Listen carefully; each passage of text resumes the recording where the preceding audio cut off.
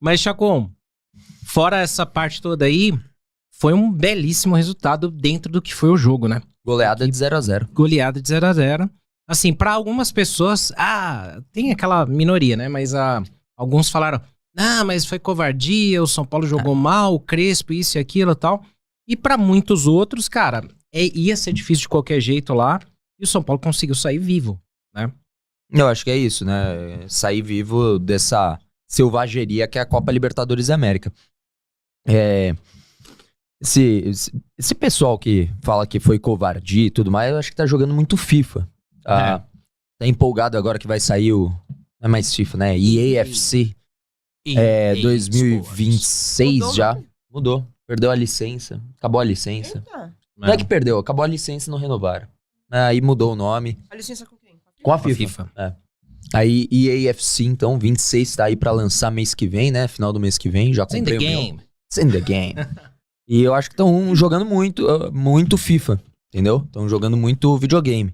Porque, pô, é natural que fosse mais apertado. Eu acreditava que tinha espaço pra uma vitória.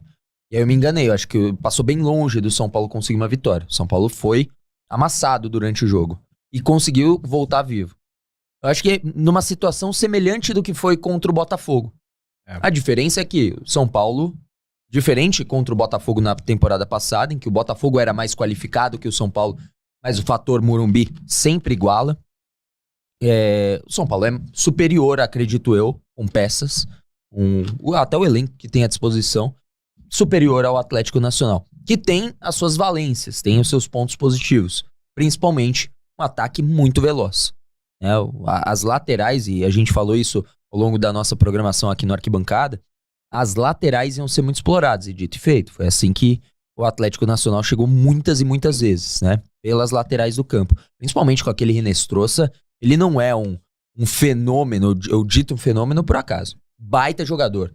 O Moreno também é outro muito bom. Morelos, outro jogador. Os caras são fisicamente fortes, mas rápidos. Esse trio de ataque é muito interessante, né?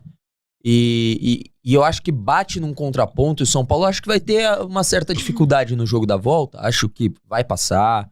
Acho que consegue a vitória. Mas acho que vai ter uma dificuldade porque é uma equipe que encaixa contra o São Paulo na proposta de jogo. O São Paulo hoje, eu acho que tá bem claro que o São Paulo hoje tem uma proposta de jogo um pouco mais lenta. Isso não é necessariamente ruim. Você pode trabalhar mais a bola, ter mais a posse de bola. Não foi isso que aconteceu. Eu até esperava que o São Paulo tentasse ficar um pouco mais com a bola, né? Rodar um pouco mais a bola, ter um pouco mais de qualidade. Mas há também algumas substituições, né? A entrada do Lucas, a gente falou isso ao longo já da programação.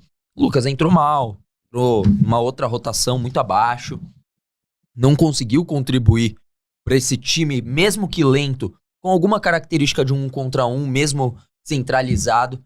Mas é um São Paulo que teve muita dificuldade nesse jogo, conseguiu superar e agora, como dizia minha mãe, quando eu tava fora de casa, e aprontava, né? Em casa a gente conversa. Em casa a gente vai ter que resolver. Em casa o São Paulo vai ter que resolver. Nos últimos 10 anos, São Paulo participou de 6 Libertadores. São 3 derrotas apenas jogando em casa. The Strongest, e nesse caso era como mandante, não no Morumbi. Esse jogo foi no Pacaembu. O Atlético Nacional, na semifinal, aquele 2-0. E que foi muito condicionado por conta da expulsão do Maicon. Acho que já... A arbitragem foi esquisita. E um jogo com o Hernan Crespo. Qual o jogo? Hernan Crespo. River Plate? Não. Racing. Fase de grupos. 1-0. Tá com amendoim. Não, fica tranquilo. Também... Não lembrava. Pois é. São as únicas 3 derrotas. Mas ganhou lá. Ganhou lá. Na fase de grupos. Ganhou lá. No mata-mata. E empatou no mata-mata, né? 1-1, se eu não me engano. Quanto aqui? Oi? Quanto aqui? 1-0. 1-0. 1-0 pro Racing. Racing. Então, assim, você vê, esse jogo contra o Racing é um gol de diferença, enfim, a derrota.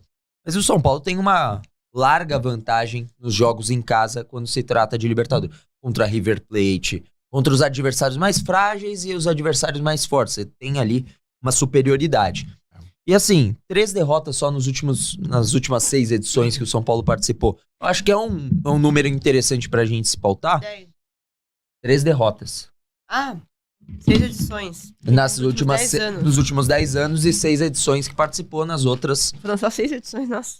6.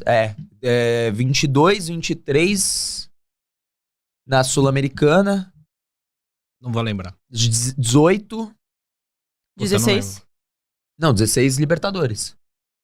Contra o Nacional. Eu já nem sei, mas calma aí, a gente tá falando da Libertadores. 17 caiu na pré. Foram 6 edições de isso. Libertadores em 10 anos e outras Isso, foram 2016 é uma sul-americanas. delas. 16 é uma delas. Sim. Ó, 17, acho que 18, 22 e 23.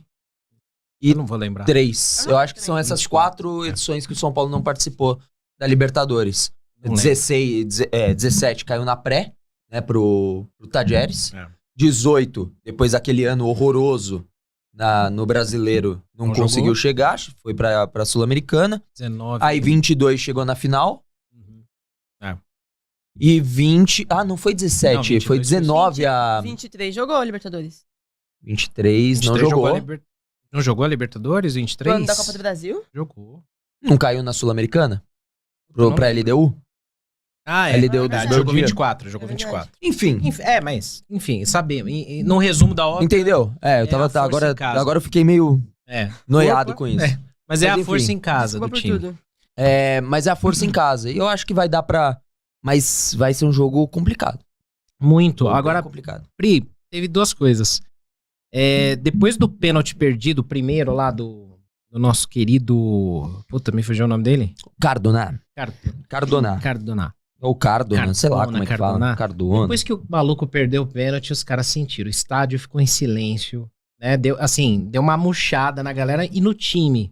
Uhum. Aí o time do São Paulo tentou, fez alguns ataques, o André Silva me perde um gol. E aí o São Paulo poderia até ter aberto o placar. E aí depois os caras retomaram. Muito disso também passou por dois caras que não foram bem nesse jogo. Não é que tem que sacrificar os caras e crucificar nem nada. Mas teve dois caras que destoaram. Um foi o Ferrarese, que não jogou bem, né? Teve os 2 pênaltis. O primeiro eu acho que totalmente sem querer, não tem nem como culpar o Ferrarese por isso. Não, né? nem culpa é, porque é muito azar, né? Os dois Muito. do mesmo cara. E outra, eu lembrava do pênalti do Fluminense com o Chelsea no Mundial. Sabe, aquela da bola bater na mão, hora é, hora não é. A Uhum. regra é muito confusa. Então não teve culpa, mas o Ferrarese não jogou bem. E um outro cara que não tá jogando bem, mas eu acho que é por conta do esquema tático, da formação do time, é o Alisson, que ele não foi Uhum. bem também. Não foi No bom. estádio, como que foi a percepção disso tudo aí? Cara, assim, até falando dessa... Eu concordo com o Chacon que quando a gente vê agora, realmente, não sei como a gente achou que o São Paulo ia ganhar. Porque ao longo do jogo, teve momentos que eu achei que dava. E esse foi um deles. Porque no primeiro tempo, o São Paulo, muitas vezes... O São Paulo não é um time que consegue acelerar, né? Tanto que, não sei se vocês têm essa impressão, ou se... Tipo assim, é muito na emoção, né? Quando a gente tá trabalhando, às vezes a gente não repara. Mas eu tenho a impressão que sempre quando estão atacando o São Paulo, vai sair gol. E a impressão que sempre que o São Paulo tá atacando, não vai acontecer nada. Porque os outros times são muito rápidos. O São Paulo é uma... Nossa, vamos, bola pra trás, vamos. Sacrifício pra e fazer um volta. gol, né? Exato. E quando tá vindo, você fala, meu Deus do céu, que parece que tá vindo uma metralhadora em você, Acabou. sabe? Acabou, é agora. Mas eu acho que é um pouco também do clubismo, né? Porque a gente tá envolvido emocionalmente Sim, na sim. situação, fica nervoso e tal. Mas eu realmente, apesar do São Paulo não ter essa característica de acelerar e tal, eu acho que daria pra ter terminado o primeiro tempo ganhando por causa disso. Porque eles baixaram muito o ritmo depois de perder o pênalti.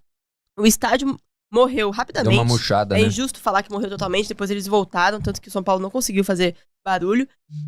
Mas murchou o estádio um pouco, o time do Atlético sentiu aquele pênalti perdido. Teve uma bola, a bola na trave foi no... Ah, não, as duas foram no segundo tempo, né?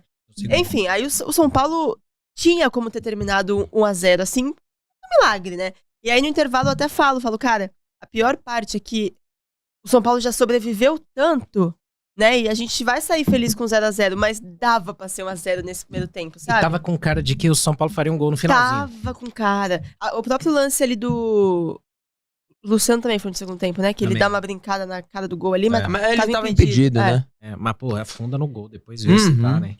Mas assim, e aí no segundo tempo, aí já foi um negócio, claustrofobia, né? Não parava, mano, bola na trave. Só que ainda assim o São Paulo conseguia às vezes pegar a bola.